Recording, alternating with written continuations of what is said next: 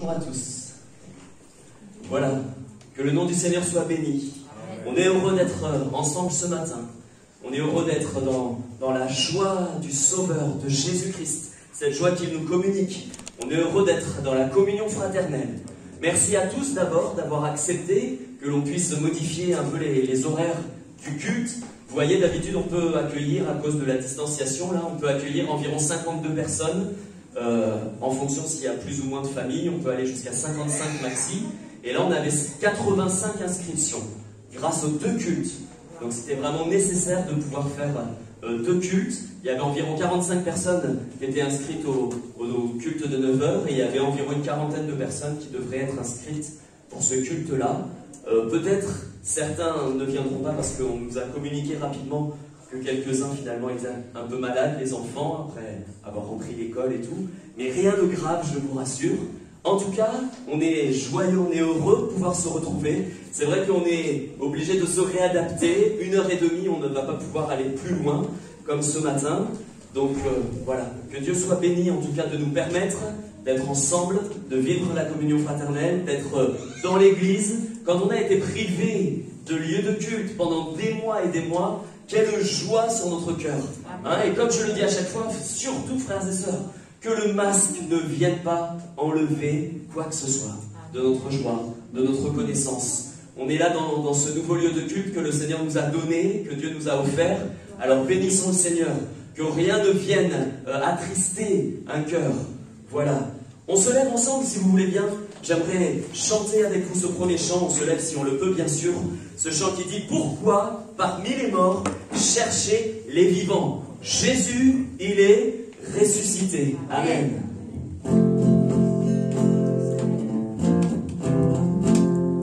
Pourquoi parmi les morts chercher les vivants? Jésus est ressuscité, comme la lumière du soleil levant. Jésus est ressuscité, alléluia. Jésus est ressuscité. Que la terre entière sache la vérité. Jésus est ressuscité, comme la vie nouvelle qu'il nous a donnée. Jésus est ressuscité, alléluia. Jésus est ressuscité. L'ennemi est vaincu, amen. L'ennemi est vaincu, il est terrassé. Jésus est ressuscité, à lui la victoire, nous sommes libérés. Jésus est ressuscité, alléluia. Jésus est ressuscité. Nous voyons sa gloire dans tout l'univers. Jésus est ressuscité, l'image parfaite de Dieu notre Père. Jésus est ressuscité, alléluia. Jésus est ressuscité. Acclamons Jésus, acclamons Jésus, il a vaincu la mort, amen. Jésus est ressuscité, dansons et chantons car il est le plus fort. Jésus est ressuscité, alléluia. Jésus est ressuscité. Pourquoi parmi les morts chercher les vivants? Jésus est ressuscité, comme la lumière du soleil levant. Jésus est ressuscité, alléluia. Jésus est ressuscité. Acclamons Jésus, acclamons Jésus, il a vaincu la mort, amen. Jésus est ressuscité, dansons et chantons car il est le plus fort. Jésus est ressuscité, alléluia. Jésus est ressuscité.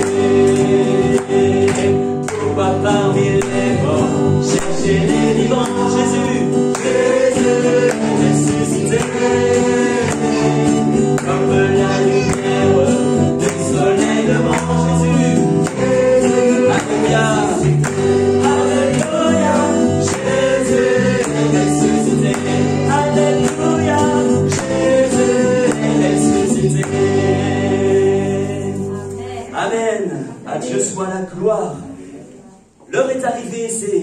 suivant. Le moment est venu de pouvoir dire, de pouvoir proclamer, oui Seigneur, tu es vainqueur. Jésus, nous proclamons ta victoire, nous l'avons déjà chanté. Mais nous ne cessons de proclamer que tu as, Seigneur, tu es sorti du tombeau vivant, victorieux, afin que nos vies soient dignes de t'appartenir, que nos vies soient libérées de l'oppresseur et du péché.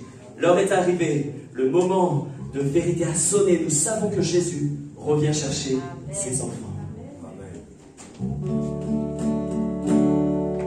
L'heure est arrivée, le moment de vérité a sonné l'avènement de sa lumière. L'ombre est désarmée, l'ennemi est terrassé, et le jour de la victoire est arrivé. Il est Seigneur, il est Seigneur, il est vainqueur, il est vainqueur. Par la force de son nom, il a scellé le pardon de sa vie, de sa paix et d'un testament d'éternité. Revêtu de joie, de ce jour de savoir, avançons vers le combat dans sa puissance.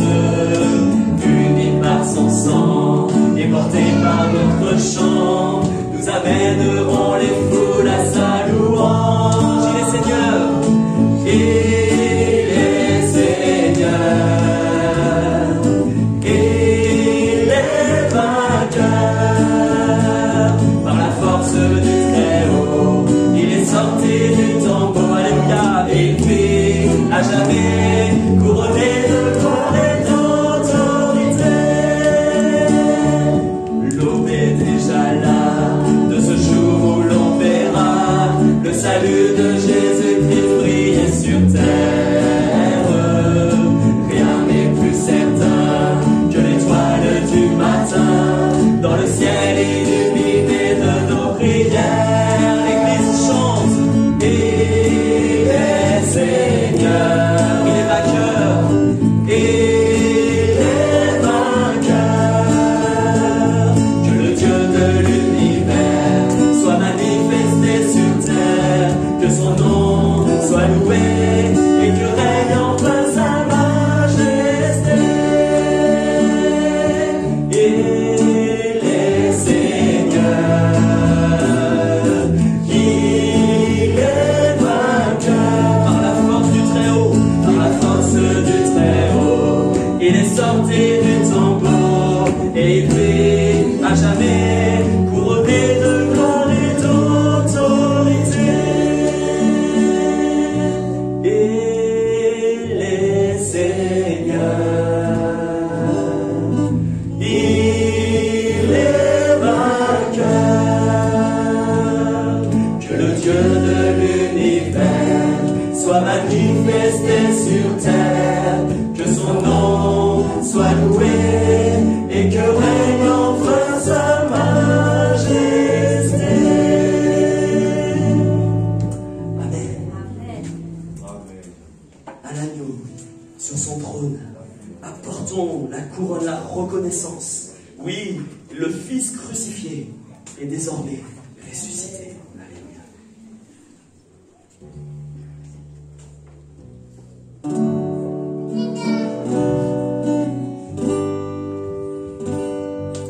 À l'agneau sur son trône, apportons la couronne.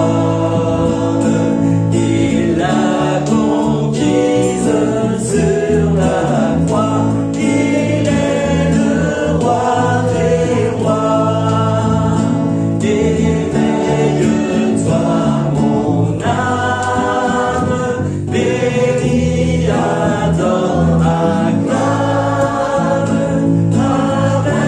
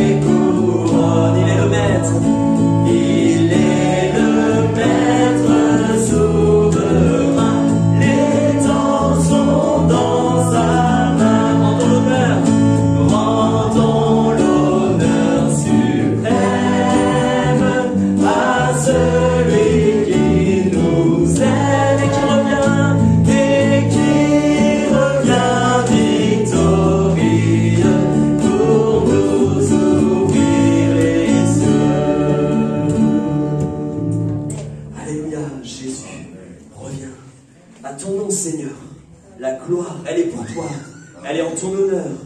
Et si tes enfants se rassemblent, c'est pour te rendre la gloire qui te revient, non pas à nous, nous dit ce cantique, non pas à nous, Seigneur, mais à ton nom. À ton nom, donne gloire. Ta main éternelle est sur moi.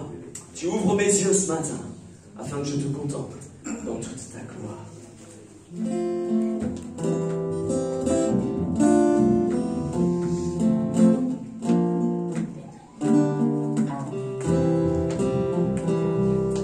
Non pas à nous, non pas à nous, mais à ton nom, donne gloire. Non pas à nous, non pas à nous, mais à ton nom, donne gloire. On le rechantera, c'est ça. Non pas à nous, non pas à nous, mais à ton nom, donne gloire, Jésus. Non pas à nous, non pas à nous, mais à ton nom, donne gloire. Ta main éternelle est sur moi. Tu ouvres mes yeux et je vois la splendeur de ta majesté. Le voile est déchiré et je peux contempler la gloire de Jésus, l'agneau qui a vaincu et qui est assis sur le trône. La force du grand roi, le lion de Juda, à qui appartient la couronne. Non pas à nous, non pas à nous, non pas à nous, mais à toi, mais à ton nom, donne gloire. Non pas à nous, non pas à nous, mais à ton nom, donne gloire. Nos yeux éternels sont sur toi. Nous contemplons le roi des rois, confondu par tant de bonté, émerveillé par toi. Nous voulons refléter la gloire de Jésus, l'agneau qui a vaincu et qui est assis sur le trône. La force du grand roi, le lion de Juda, à qui appartient la couronne. La gloire de Jésus, l'agneau qui a vaincu et qui est assis sur le trône. La force du grand roi, le lion de Juda, à qui appartient la couronne. Non pas à nous, non pas à nous, mais à ton nom, donne gloire. Non pas à nous, non pas à nous, mais à ton nom, donne gloire. Nos yeux éternels sont sur toi. Nous contemplons le roi des rois,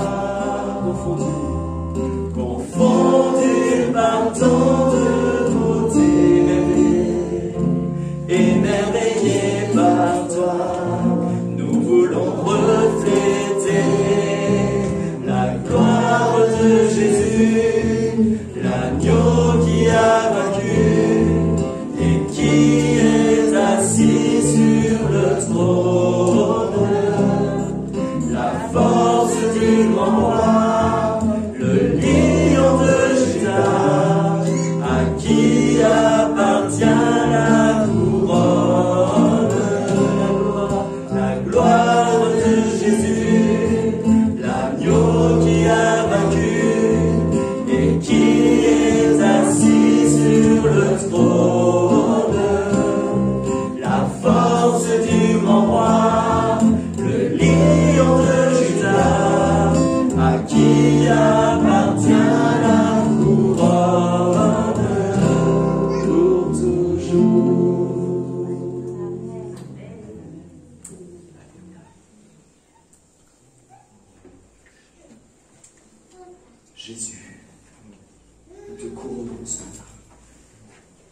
roi.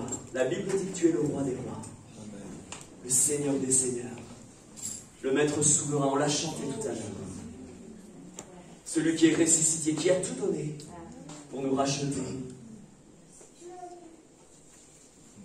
Nous te couronnons ce matin. Nous te proclamons roi. Tu es présent au milieu de nous. Nous t'élevons, Seigneur, par nos chants. Nous t'adorons, nous t'exaltons. Viens établir, Seigneur, ton trône dans mon cœur. Alléluia. Nous t'invitons, Jésus. Prends la place qui te revient.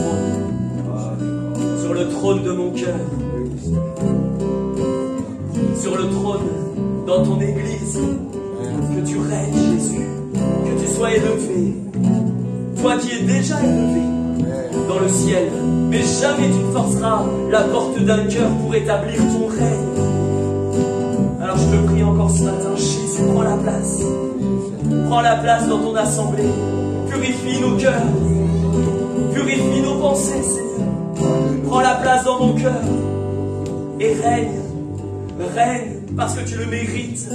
Tu es roi de toute éternité. Prends la place qui te revient. Jésus-Christ, Fils de Dieu. Nous qui croyons en toi. Toi qui nous as sauvés. T'exaltons, Seigneur. L'Église qui est là devant toi. Rachetée par grâce. Personne ne mérite rien. Mais parce qu'on t'appartient. Parce que tu as fait de nous tes enfants. Ton sang nous a rachetés. Et ce matin nous t'honorons. Te couronnons de gloire. Toi qui es couronné de gloire et d'honneur et d'autorité. Sois couronné dans mon cœur, Jésus. Jésus, nous te couronnons. Nous te proclamons roi, présent au milieu de nous. Nous t'élevons par nos chants. Nous t'adorons, nous t'exaltons. Viens établir ton trône éternel. Par nos louanges, nous t'invitons. Viens Jésus, prends la place du roi. Nous t'adorons, nous t'exaltons. Viens établir ton trône éternel. Par nos louanges, nous t'invitons. Viens Jésus, prends la place du roi. Merci Seigneur. Alléluia. Vous pouvez lever la voix, frères et sœurs, et bénir Jésus votre Sauveur. Oh Seigneur, nous voulons te bénir, te remercier Jésus, pour ta sainte et divine présence au milieu de nous. C'est une joie, un honneur que tu nous fais d'être là dans ce lieu. Merci Seigneur pour ton Esprit Saint. Oh Seigneur, reçois tout simplement ma louange et mon adoration, parce que tu m'as sauvé par grâce. Je suis ton enfant. Je me sens aimé de toi. Alors merci pour tes grâces et toutes tes bontés. Sois loué, sois béni. Sois loué. Amen. Si tu n'étais pas descendu, Seigneur, sur cette terre, je serais encore loin de toi, Seigneur. Merci, parce que tu as daigné regarder ma misère et porter le poids de mes péchés, Seigneur. Et ce matin, je suis dans la reconnaissance et dans la joie de te dire encore merci. Merci pour le salut. Merci pour le salut de la croix. Merci pour ton sang versé pour moi, Seigneur. À toi la gloire, Jésus. Merci parce que tu ne t'es pas défaussé, c'est vrai. Quand tu es arrivé sur cette croix, Seigneur, tu es allé jusqu'au bout pour donner la vie à ceux qui étaient morts. Dont moi le premier, Seigneur, sois béni ce matin. Sois béni. Sois loué pour tout ce que tu fais dans nos vies. Au nom de Jésus.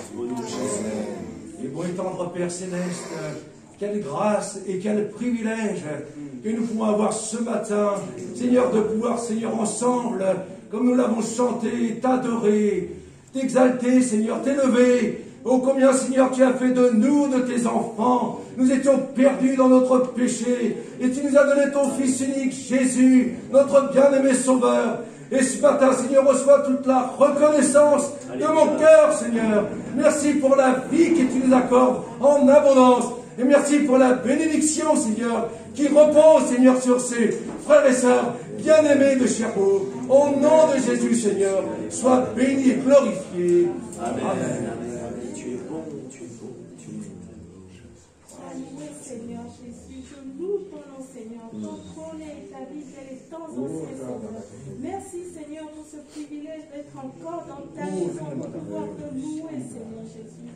Tu mérites toute la louange, Seigneur. Nul n'est comparable à toi, Seigneur. Nous si indignes, Seigneur. Toi si digne, Seigneur. Tu as bien voulu jeter un regard compatissant sur nous. Je veux te dire merci, Jésus. Merci infiniment, merci. Merci pour ce nouveau jour. Merci, Seigneur, pour ce culte. Merci, Jésus. Alléluia. Alléluia. Merci, Seigneur. Oui, Seigneur, nous te couronnons, nous te rendons gloire, Seigneur, ce matin encore. Merci, Seigneur, pour toute ta bonté, pour ta fidélité, pour ton amour, pour ta grâce, pour ta miséricorde. Sois élevé, sois exalté encore ce matin. Amen. Amen. Amen. Mon Jésus, je te loue, je te bénis, je te glorifie. Et tu vois, Jésus, c'est pas un masque qui va m'empêcher de te louer. Amen. Car je te loue en Alléluia. toutes circonstances. Oui, Seigneur. Quand je suis triste, quand je suis malade, quand on me rejette, je te loue, Seigneur, et je sens un grand réconfort. Tu es toujours présent, et je t'aime de tout mon cœur. Amen. Dieu d'amour et de gloire, que l'honneur et la gloire et la puissance te reviennent, car ton Seigneur. Amen.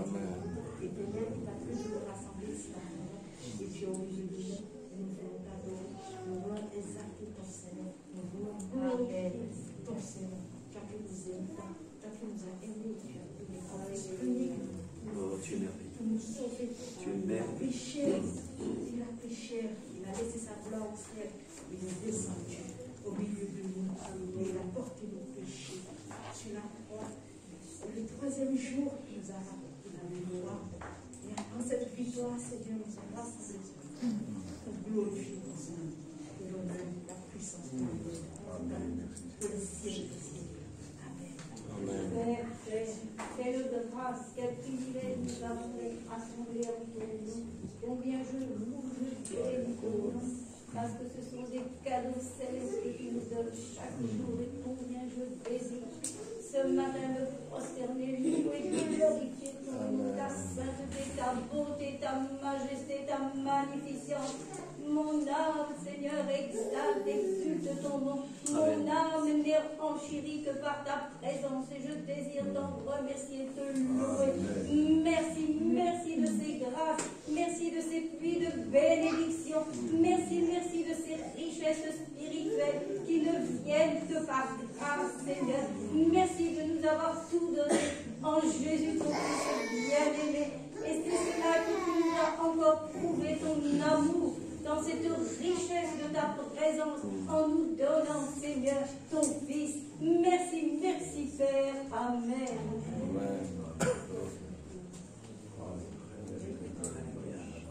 Tu es la lumière qui nous éclaire, Jésus.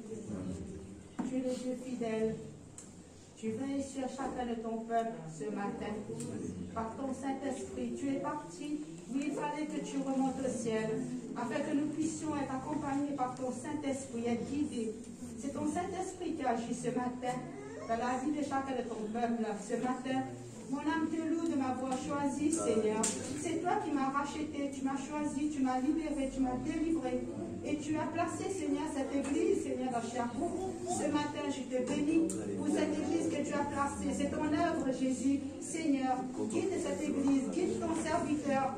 Guide ta parole, Seigneur, dans le cœur de chacun de ton peuple. Seigneur, que tu agis, que ton Saint-Esprit agit. Lorsque ton Saint-Esprit est là, Seigneur, il y a des choses qui se passent. Seigneur, les choses ne peuvent pas rester de la même façon. Mais ton Saint-Esprit vient bouleverser, Seigneur, vient modifier, Seigneur, les choses. Seigneur, je te rends grâce pour tout, pour ta main puissante qui est établie chez ton peuple, Seigneur, ce matin. Je te bénis, Père, pour ton amour. Amen. Merci pour cet amour incomparable, Seigneur. Seigneur, nul n'est comme toi, Jésus. Tu es notre abri, Seigneur. Tu es mon seul abri, mon refuge ce matin, Seigneur, mon Dieu. Je te demande, Seigneur, de nous aider. Aide, Seigneur, mon Dieu, ton peuple. Aide, Seigneur, chacun de ton peuple, Seigneur, d'ici-bas sur cette terre, Seigneur. Rien ne peut nous empêcher notre amour vers toi. Rien ne peut empêcher ton amour vers nous, Seigneur. Oui, Jésus, car tu es le Dieu de Dieu, le roi de roi, le Seigneur des seigneurs. Merci, Seigneur, pour tout, Seigneur. Sois glorifié, sois loué, sois exalté, Père. Amen. Ne crains rien. Ne crains rien. Ne crains rien. Le vent souffle, je le sais. Les vagues s'élèvent, je le sais.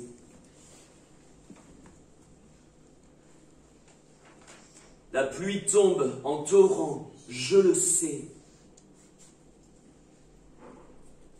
Les murmures, je les connais.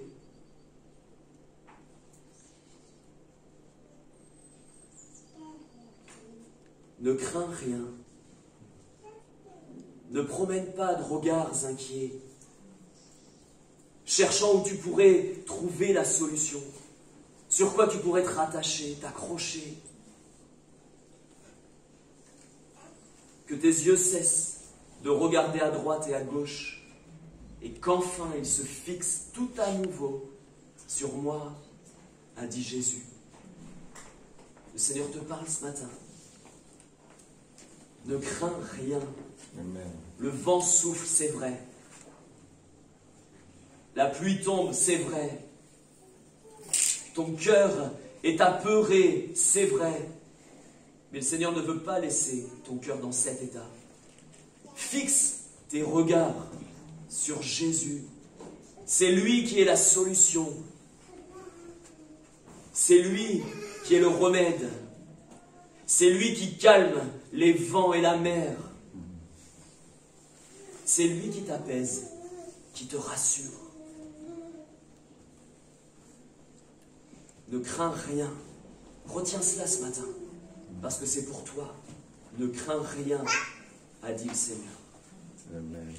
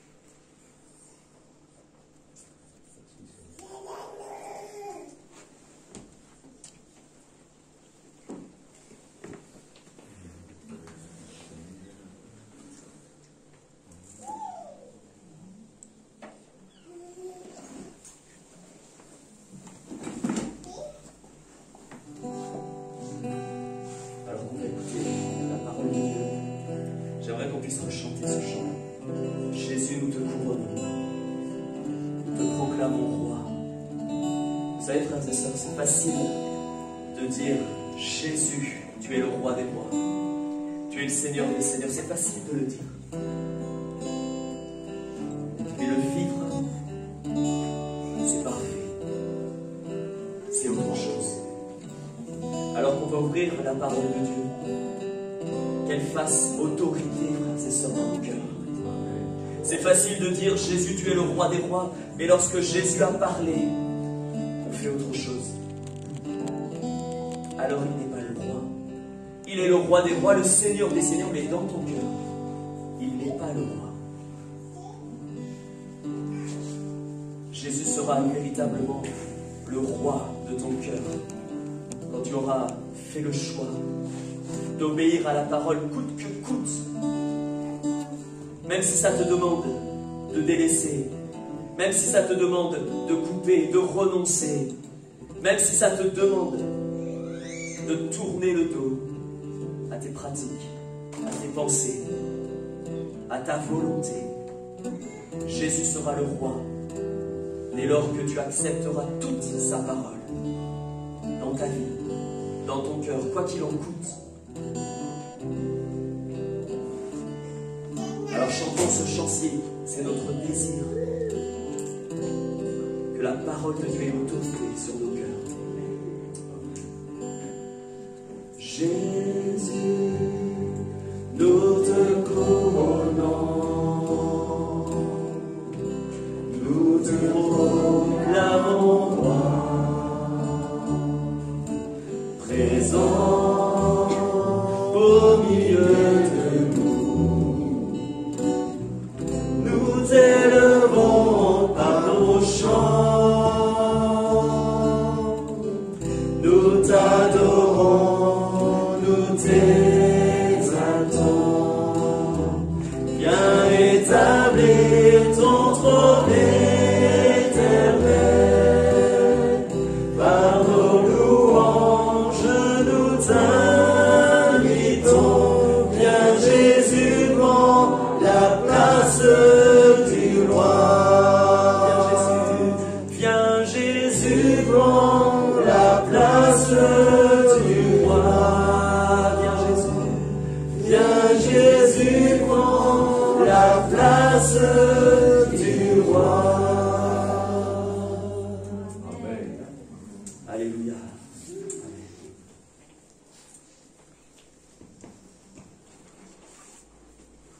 Que Dieu soit béni et honoré. La Bible dit que Dieu siège au milieu des louanges de son peuple. Alléluia. Vous le croyez? Amen. Au milieu des louanges de son peuple, c'est-à-dire ceux qui lui appartiennent vraiment. Non pas uniquement ceux qui chantent des cantiques, mais ceux qui lui appartiennent véritablement. Et qui appartient à Dieu?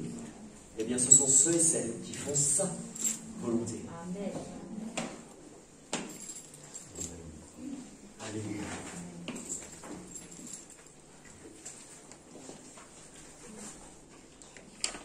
Nous avons vu ensemble la semaine dernière que le diable vient uniquement pour détruire. Vous êtes toujours d'accord avec cela?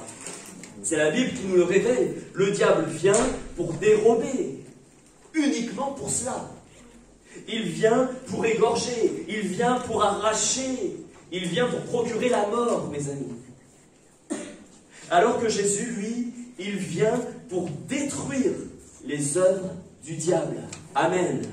Il vient pour donner la vie à tous ceux et à toutes celles qui croient en lui et qui confessent dans leur vie le nom de Jésus.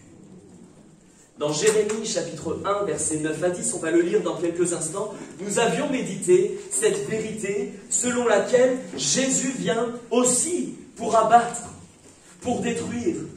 C'est vrai qu'au premier abord, on pourrait se dire, mais comment se fait-il? Jésus qui est diamétralement opposé à l'ennemi de nos âmes, le royaume de Dieu, qui est diamétralement opposé au royaume des ténèbres, comment se fait-il qu'ils agissent de la même manière? J'aimerais vous répondre tout de suite, ils n'agissent pas de la même manière. C'est vrai que Jésus peut détruire, Jésus peut abattre, Jésus peut ruiner, on l'a vu la semaine dernière, mais quand il le fait, C'est pas ta vie qui le ruine. C'est les œuvres de la chair. C'est les œuvres du diable. Vous savez que le diable, il a projeté un avenir sur vos vies. Je parle du diable. Bien sûr qu'il a projeté un avenir sur vos vies. Et croyez-moi, ce n'est pas un avenir de paix, ni d'espérance. C'est un avenir de mort.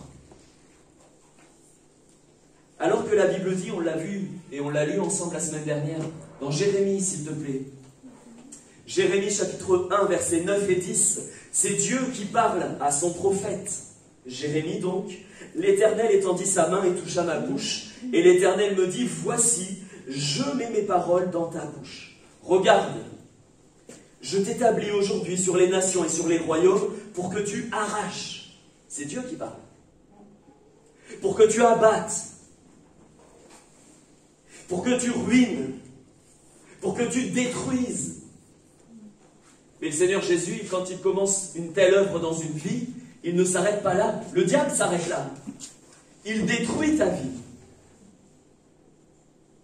Il détruit ton âme, ton esprit.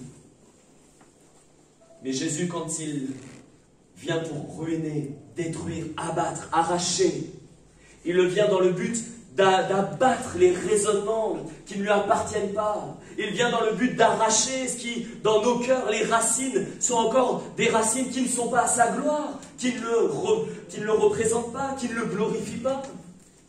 Et quand il vient arracher et détruire tout cela, il vient tout de suite après bâtir et planter.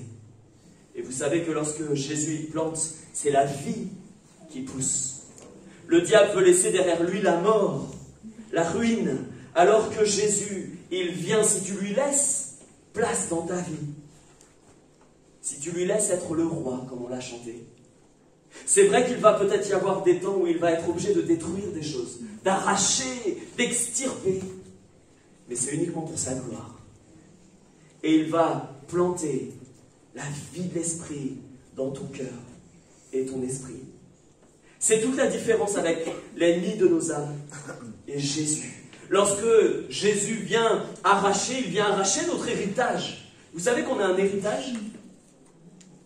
Je ne parle pas de l'héritage de vos parents, ni de l'héritage génétique. On a un héritage charnel. Notre chair, elle est pécheresse. Ça, c'est notre héritage. C'est vrai, quand on regarde les enfants, aussi petits soient-ils, ils ont toujours la fâcheuse manie d'être désobéissants. Vous pouvez regarder un enfant de n'importe quel âge, vous regardez Anaya de 14 mois, c'est exactement la même chose. Vous lui donnez la maison entière, qu'est-ce qu'elle va vouloir? Le four que vous lui avez interdit. Vous lui donnez toute votre maison, le seul escalier où vous avez dit il ne faut pas que tu y ailles, c'est bizarrement là où elle se sent attirée. Les vôtres étaient comme ça aussi? Rassurez-moi. César? Non. On va y aller alors, et voir comment ça se passe. Immersion, 48 heures, chez la famille de César. Mais c'est une réalité. Notre héritage, c'est, frères et sœurs, la désobéissance. C'est notre nature pécheresse, notre nature charnelle. Vous savez que le diable a laissé un héritage sur nos vies. Il a laissé une empreinte sur nos cœurs, nos âmes, nos esprits. L'empreinte n'est pas la même en fonction de nos passés, ni de ce que nous avons vécu. Mais le diable a laissé une empreinte. Mais Jésus, lui, veut apposer son sceau divin. Et l'empreinte du diable et le sceau de Christ n'a rien à voir. L'empreinte du diable, c'est là pour nous tirer toujours vers le bas, c'est là pour nous lier, c'est là pour qu'on soit emprisonnés. Alors que le sceau du Saint-Esprit, nous qui lui appartenons bien sûr, c'est pour justement nous libérer de ce que le diable a laissé sur nos vies. Certains, pendant qu'ils étaient inconvertis, ont touché à des choses qu'ils n'auraient jamais dû toucher. Mais Jésus est venu pour détruire les plans et les œuvres que le diable a projetés sur la vie.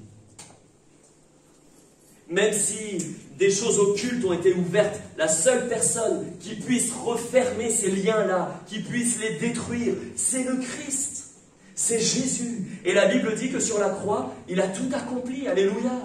Il nous libère, il détruit les œuvres du diable dans nos vies, il détruit les œuvres de la chair. Il est venu pour cela, alléluia. Et à la place, Jésus vient bâtir, Jésus vient planter. Vous savez, vaut mieux que ce soit les projets de Christ qu'il a projetés sur nos vies qui s'accomplissent, que nos propres projets et les projets de l'adversaire. Est-ce que ta vie appartient à Jésus? Alors fais-lui confiance. Fais-lui confiance. Je terminais la semaine dernière en disant, mon frère, ma sœur, ne crains pas d'être émondé. Ne crains pas d'être taillé par Dieu lui-même. Ne crains pas d'être coupé ici ou là. Parce que ce que Jésus est en train de couper dans ta vie, c'est ce qui est mort. C'est ce qui t'empêche d'avancer. C'est ce qui t'empêche de porter encore plus de fruits. Le Seigneur, quand il vient émonder, il sait très bien que c'est pour nous mettre la vie. Pour que ce qui peut nous encombrer et qui empêche de porter du fruit avec abondance puisse être enlevé. Est-ce que tu le laisses faire? Quand tu passes par la fournaise, par le feu, est-ce que tu le laisses faire? Ou est-ce que c'est un sujet de rébellion, de plainte, de murmure?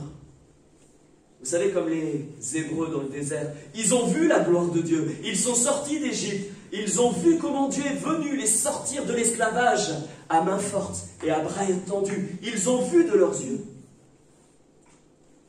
Mais une fois sortis, à la première difficulté, ils sont déjà là en train de murmurer. Ils sont déjà là en train de mordre la poussière, en train de regretter les années passées. Mes frères et sœurs, parfois on est comme ça. On a vu l'œuvre de Dieu dans nos vies. Oui ou non? Toutes les conversions, toutes. Certains disent oui, mais moi ma conversion elle n'est pas spectaculaire, je ne sais pas trop quoi dire. Mais toutes les conversions sont spectaculaires. Toutes. C'est pas spectaculaire de passer de l'esclavage de Satan à maintenant être amis de Dieu, être frères et sœurs de Christ. C'est pas spectaculaire d'être maintenant des enfants adoptés par Dieu. C'est pas spectaculaire de passer des ténèbres à ce que la Bible dit, cette admirable lumière. Toutes les conversions, c'est la preuve que Dieu manifeste sa gloire. Alléluia.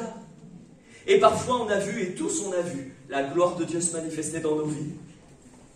Et lorsque le Seigneur permet que l'on soit émondé, taillé, ou qu'on passe par le feu pour être épuré, on a fait des prières, Seigneur, purifie-moi. Eh bien mon frère, si tu as fait cette prière, attends-toi à passer par le feu. Seigneur, que je te ressemble.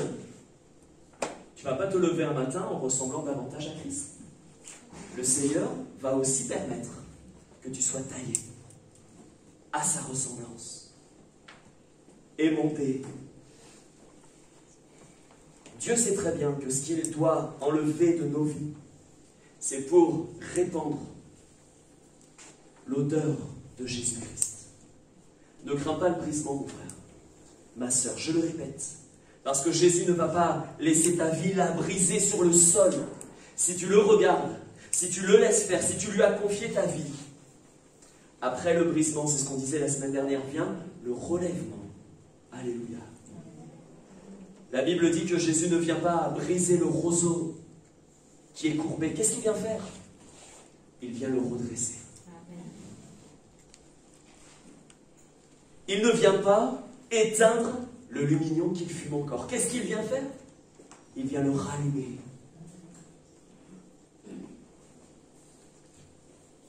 Le brisement, le Seigneur permet afin que tu sois un vase d'honneur, un vase utile.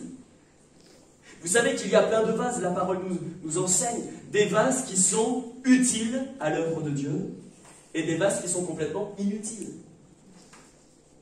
Vous préférez être quel vase? Utile. Eh bien, si vous voulez être un vase utile, laissez le potier faire son travail.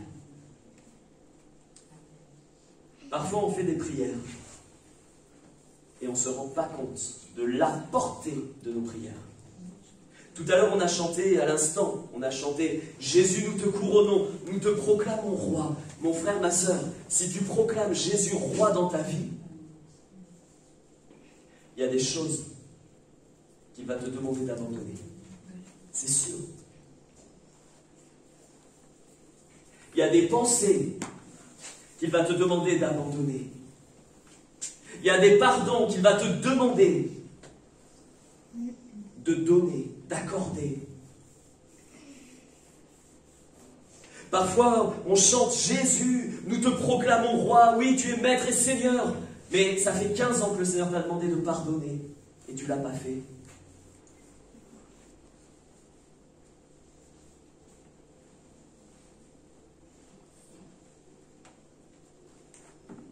J'aimerais aller plus loin ce matin. Et j'aurai pas le temps de terminer parce que j'ai bien vu qu'avec le premier culte, j'avais été largement hors timing. Donc on aura la suite la semaine dernière. Il faut que je me réhabitue à ces contraintes horaires. Vous me connaissez maintenant depuis 3 ans et quelques. J'ai toujours l'habitude de déborder. Et là, je ne peux pas déborder. Donc voilà.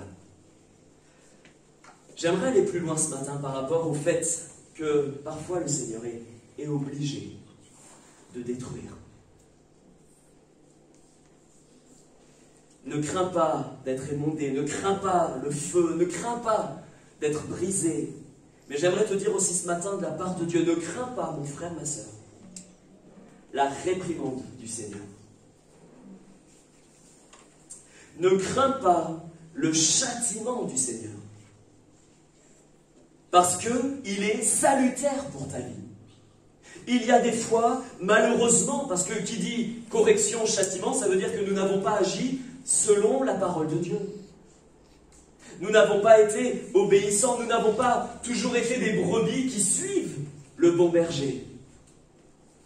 C'est ça que ça veut dire, châtiment, correction. Le Seigneur ne corrige pas à tort et à travers. Autant vous pouvez avoir des parents qui vous réprimandent et vous corrigent de façon injuste.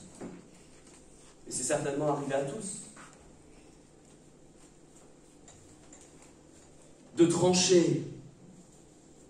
Vous savez, comme à l'école, les punitions collectives. Il n'y a rien de plus injuste. Hein. Il n'y a rien de plus injuste que de corriger tous, sans exception, sans faire la différence entre les uns et les autres. Eh bien, le Seigneur, il n'agit pas pareil avec nous, heureusement. Quand Dieu corrige, frères et sœurs, vous pouvez être sûrs et certains que c'est juste. Quand Dieu châtie même, le mot châtiment, ça nous fait peur. Ça nous effraie. Et pourtant, c'est salutaire. Mais quand Dieu nous reprend, quand Dieu nous corrige, quand Dieu nous réprimande, même parfois lorsqu'il est obligé de nous châtier, le Seigneur, c'est pour nous donner la vie. Lorsque Jésus a quitté son ciel de gloire pour venir sur la croix, frères et sœurs, mes amis, c'était pour nous procurer la vie. Lorsqu'il déverse son Saint-Esprit, c'est pour nous donner la vie. Lorsqu'il nous réprimande, c'est pour nous donner la vie. Dieu sait très bien que s'il me laisse faire dans ma désobéissance, qu'est-ce qui se passe? Je me perds. Je me perds. Il nous arrive quelquefois de ne pas suivre, de ne plus suivre fidèlement les traces de Jésus. On t'a dit. Mais ça arrive. Il nous arrive quelquefois de ne plus faire la volonté de Dieu. Tout à l'heure, on parlait du pardon. Il nous arrive quelquefois, nous les brebis du Seigneur Jésus, de ne plus vouloir écouter sa voix. de ne plus vouloir entendre ses recommandations, de ne plus vouloir mettre en pratique sa parole. Il nous arrive quelquefois, nous les enfants de Dieu, de ne plus vouloir obéir. Tout en nous justifiant. On se justifie devant Dieu, on se justifie devant les hommes, et en attendant, on attriste le Saint-Esprit de Dieu. Et vous savez comme moi pourtant que Dieu parle. La Bible dit que Dieu parle tantôt d'une manière, Dieu parle tantôt d'une autre, mais le problème c'est quoi? C'est pas le fait que Dieu ne parle plus, c'est pas le fait que Dieu n'avertisse plus, c'est le fait que on n'y prend pas garde. On n'écoute pas. Dieu avertit, Dieu parle, Dieu alerte son peuple, mais quand le peuple ne veut plus écouter, quand un enfant de Dieu ne veut plus écouter, là il y a un problème.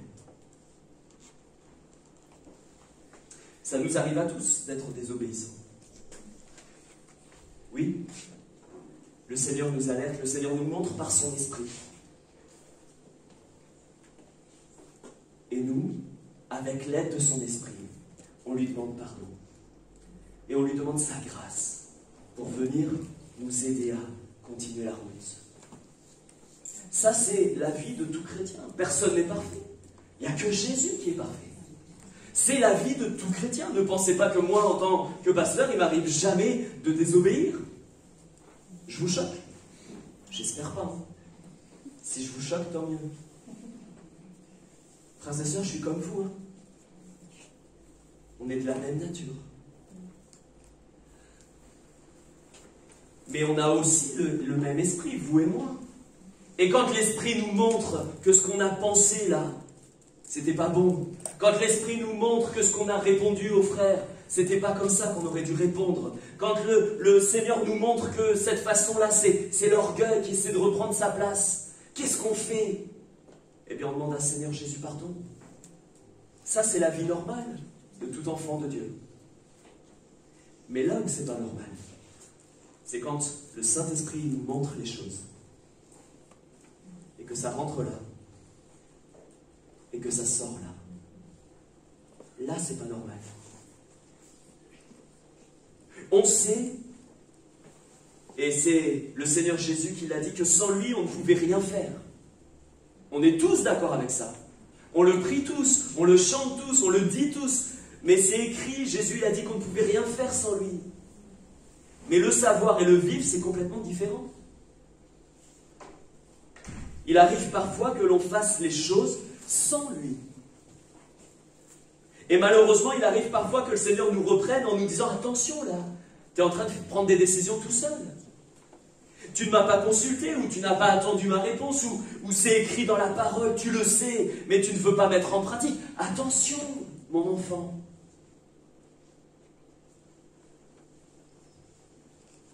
Dans Amos, chapitre 3, verset 7, vous lirez « Car le Seigneur l'Éternel ne fait rien sans avoir révélé son secret à ses serviteurs les prophètes. » Dieu parle, Dieu révèle, Dieu avertit. Il ne laisse pas la brebis s'éloigner et aller se vautrer dans le gravin. Ça, c'est pas le Seigneur que l'on connaît.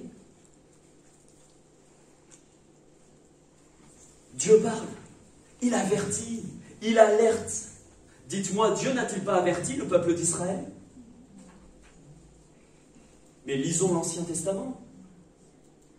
Ça foisonne de paroles où Dieu parle, où Dieu avertit, où Dieu alerte, où Dieu corrige, réprimande.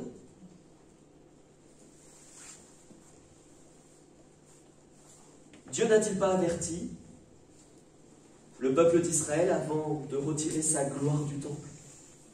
Vous connaissez ce passage où il y a tellement de péché?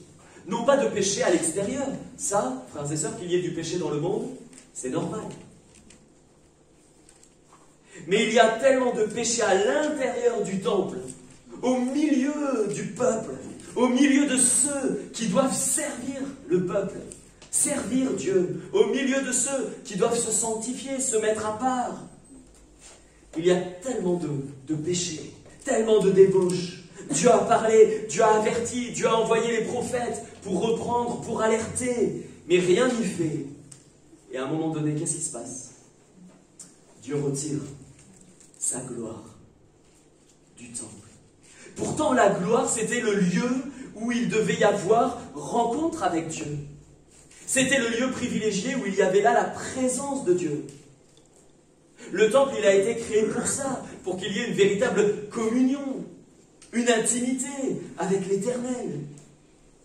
Le temple aujourd'hui, c'est nous, frères et sœurs. C'est pas les bâtiments. C'est nous, le temple du Saint-Esprit. Et j'aimerais nous rappeler, nous avons été créés pour vivre en intimité avec le Seigneur. Nous avons été créés pour vivre en relation étroite, en communion parfaite avec l'Esprit de Dieu qui habite en nous. Mais il arrive parfois que le Saint-Esprit soit attristé et que le temple que nous sommes, l'enfant que nous sommes, ne veuille plus se laisser alerter, sensibiliser. Combien de fois on entend « Oui, mais Dieu m'a dit, Dieu m'a révélé ». Vous pouvez être sûr, si c'est à l'inverse de ce que la parole de Dieu dit, vous pouvez dire tout ce que vous voulez. Ce qui est merveilleux avec le Seigneur, c'est qu'il ne change pas. Il est immuable. Ce qu'il a dit dans sa parole, c'est encore d'actualité aujourd'hui. Voilà pourquoi on peut avoir confiance. Voilà pourquoi on est en sécurité. Voilà pourquoi notre foi, elle est solidement ancrée sur le rocher Jésus-Christ, qui ne risque pas de s'effondrer sous nos pas. Ce que Dieu a dit, c'est ce qu'il accomplit. Quand le peuple de Dieu refuse d'écouter, refuse de se laisser enseigner, refuse de se laisser avertir, vous savez, la Bible parle du peuple comme ayant le cou raide. Dieu veut les amener par là, mais ils résistent. Alors il s'appelle toujours le peuple d'Israël, mais il est complètement à côté de la plaque. Il est complètement à côté de sa mission. Alors on s'appelle toujours chrétien. Alors on s'appelle toujours, oui, frères et sœurs. Mais il arrive parfois qu'on soit complètement à côté de la plaque. Et si Dieu devait révéler ce en quoi nous sommes encore en train de désobéir, et s'il devait écrire là le nombre de jours, de semaines, de mois ou d'années, on aurait la honte. Mais le Seigneur n'a pas besoin de révéler quoi que ce soit, il veut te le révéler à toi.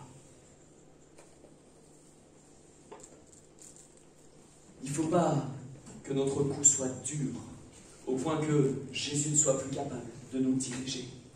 C'est pas au berger de courir après la brebis, c'est à la brebis de se laisser guider par le bon berger. Pour toutes ces raisons, il arrive parfois, et vous comprendrez quand je dis honte pour nous, mais il arrive parfois que le Seigneur soit obligé de nous corriger, de nous reprendre, de nous châtier. Mais le Seigneur, s'il le fait, c'est pour que nous puissions nous réveiller. C'est pour que nous puissions sortir là, de notre sommeil spirituel, ou de notre orgueil qui nous éloigne. C'est qu'on puisse vivre, frères et sœurs. La correction, c'est la vie. Et on ne s'en rend pas compte. Et parfois on se rebelle quand Dieu nous reprend, alors qu'en fait le Seigneur fait un travail d'amour sur nous.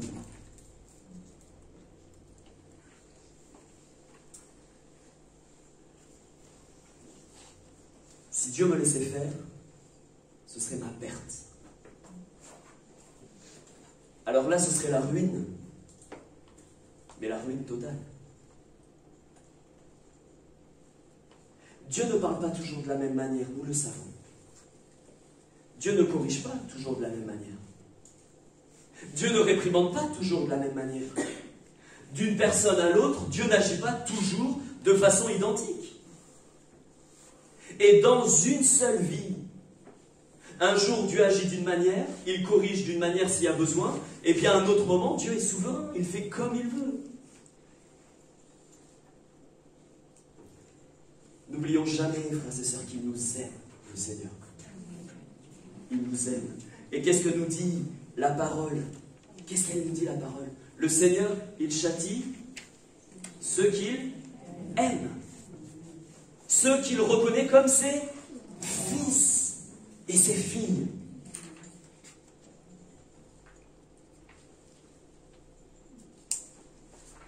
Il y a des choses dans nos vies que Dieu veut éradiquer.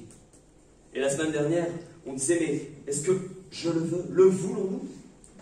Que le Seigneur éradique des choses. Le Seigneur va le faire avec toi. Et si ton cœur est rebelle, si ton cou est raide, si les oreilles sont bouchées, Dieu ne peut pas faire sur ta vie ce qu'il a projeté.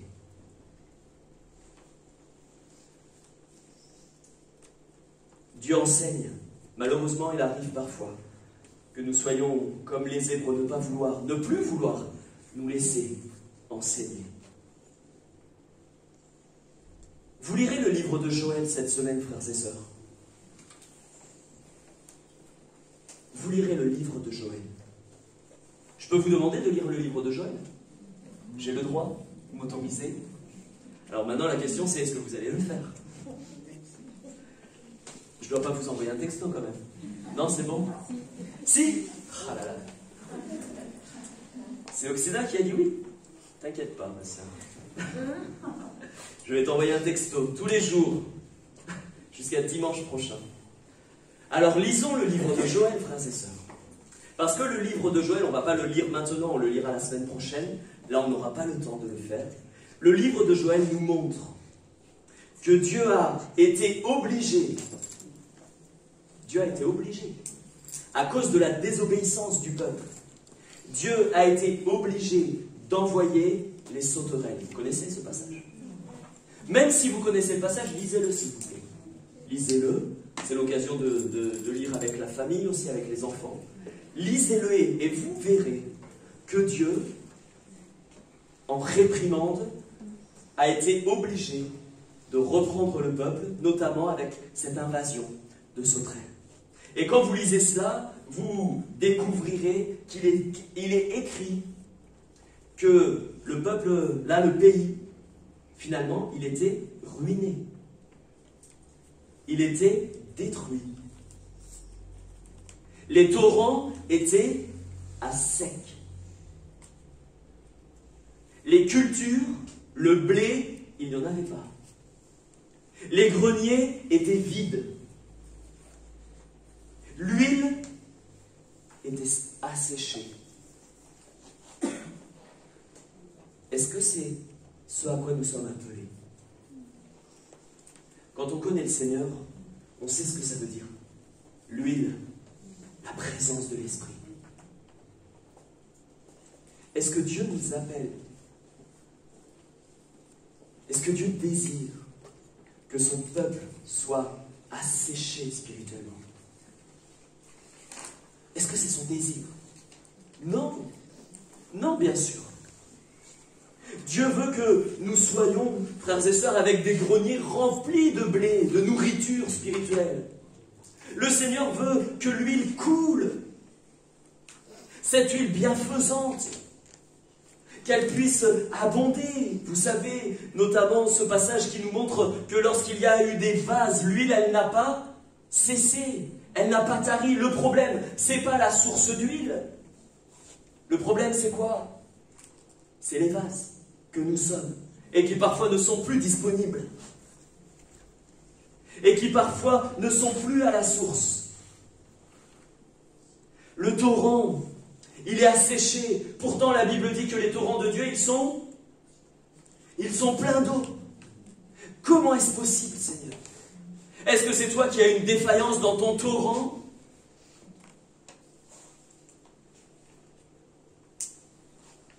Et au final, c'est la ruine. C'est la désolation. Tout ça à cause de quoi? Eh bien, à cause du peuple qui n'a pas voulu écouter. Dieu a parlé, Dieu a alerté, Dieu a averti, et comme on l'a lu, il a envoyé des prophètes.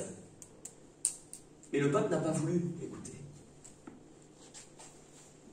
Et du coup, ils sont là en regardant le pays, et tout le monde avant était en train de se réjouir dans la débauche.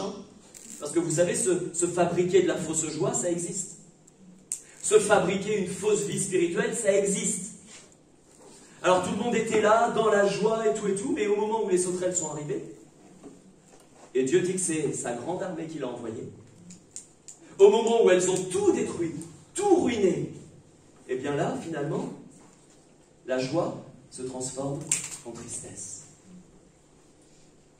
Et peut-être que pour quelqu'un, c'est son état actuel. Quelqu'un ici, ou quelqu'un qui regardera ce message sur Internet, peut-être que quelqu'un, c'est son état actuel. Il est comme desséché. Desséché spirituellement. Il n'y a plus de fruits.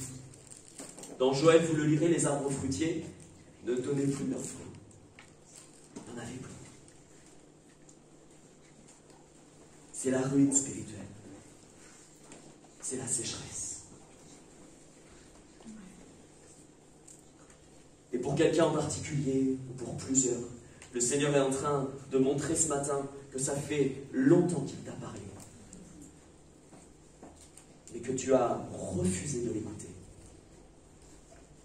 Il a averti. Il a parlé. Il a alerté. Et maintenant, tu ne lis plus la parole pour te laisser avertir. Et le Seigneur a permis là ce temps d'assèchement. Alors que nous sommes appelés à apporter du fruit, vous le savez. Apporter beaucoup de fruits. La Bible dit que c'est là où Dieu, le Père, est glorifié, lorsqu'on porte beaucoup de fruits. Eh bien, pour quelqu'un, il n'y a plus de fruits. Il n'y a plus de vie de l'esprit. Il n'y a plus de joie. Que des lamentations, que la ruine. Et si vous lisez Joël, et vous le lirez cette semaine, et on en reparlera la semaine prochaine, mais à un moment donné, Dieu a laissé le torrent, effectivement, être asséché.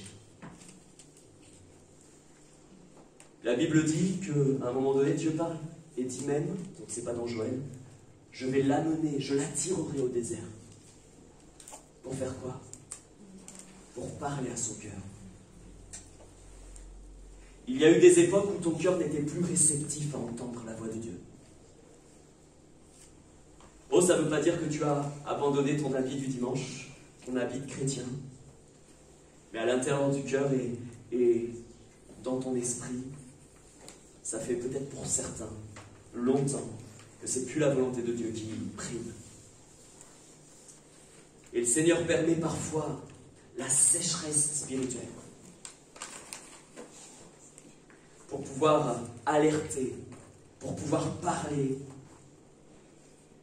et qu'on puisse se ressaisir. Dieu ne veut pas qu'on se perde. Dieu ne veut pas qu'on meure dans la sécheresse. Dieu veut quoi? Dieu, il veut nous restaurer. Dieu, il veut nous rétablir. Et on en reparlera la semaine prochaine. Je vais m'arrêter bientôt. Mais vous verrez, frères et sœurs, qu'il est même question de l'ennemi. L'armée, l'ennemi qui est prête à entrer dans le pays.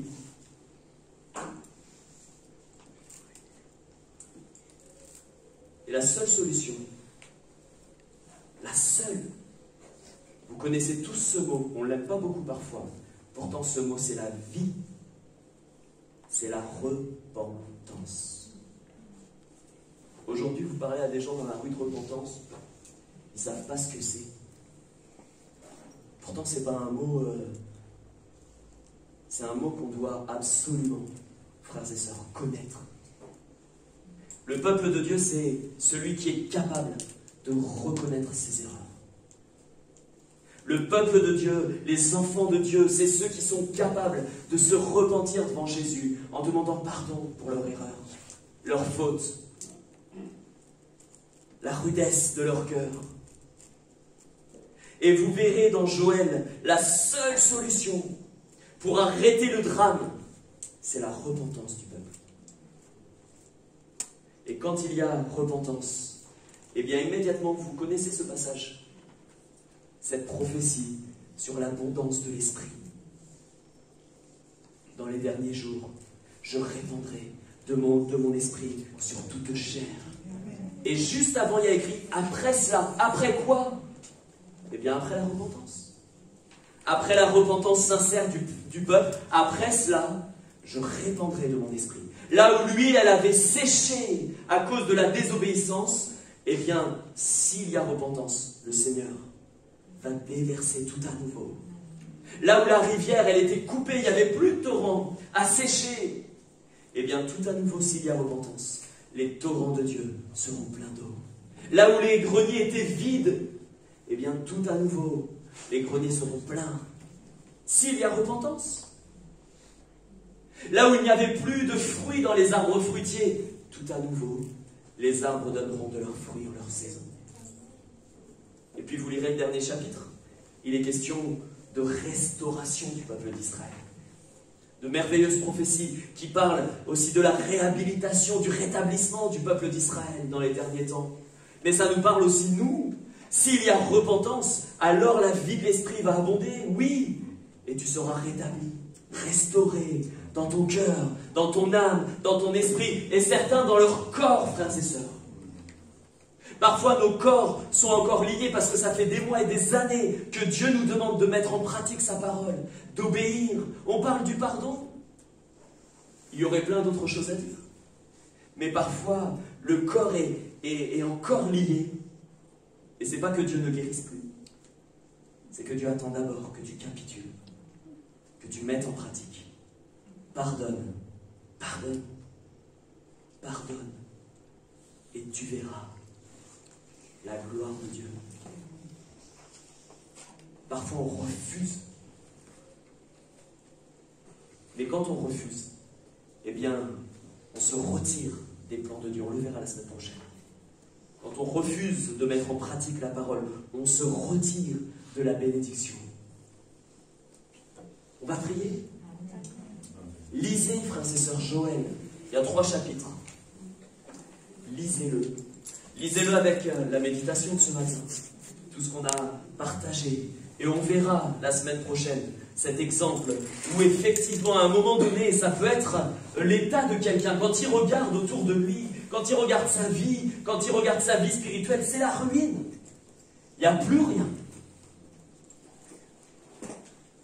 Mais la semaine prochaine, j'aimerais 2 choses. D'une, vous alerter. Il est temps de se ressaisir. Il est temps de se repentir. Et 2, c'est important de ne pas croire que tout est terminé. Ce n'est pas parce que tu vois la ruine spirituellement autour de toi que c'est la fin. Jésus a prévu de l'abondance, mais tout dépend de toi, de la manière dont tu réagiras face à l'alerte que le Seigneur t'envoie ce matin. On prie ensemble, mes frères, mes sœurs. Ah, Jésus. Frédéric, tu veux bien prier? Père, nous te remercions pour cette journée.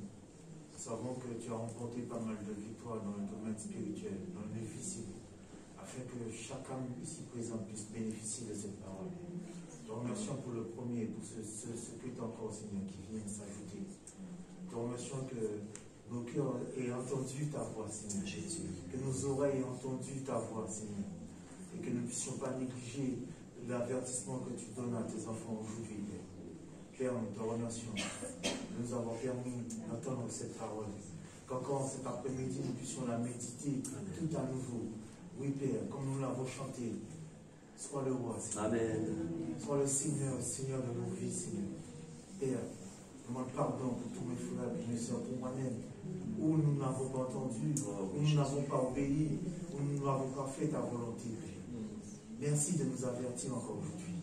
Merci de ce que nos cœurs soient en paix. Et que nous savons que nous avons cru un homme, Dieu, nous n'avons pas cru en l'homme, Seigneur. Et nous savons que ta parole s'accomplira. Amen. Oui, ne laisse pas l'ennemi nous détourner, nous distraire de ce que tu as prévu pour nous, Seigneur. Oui, merci.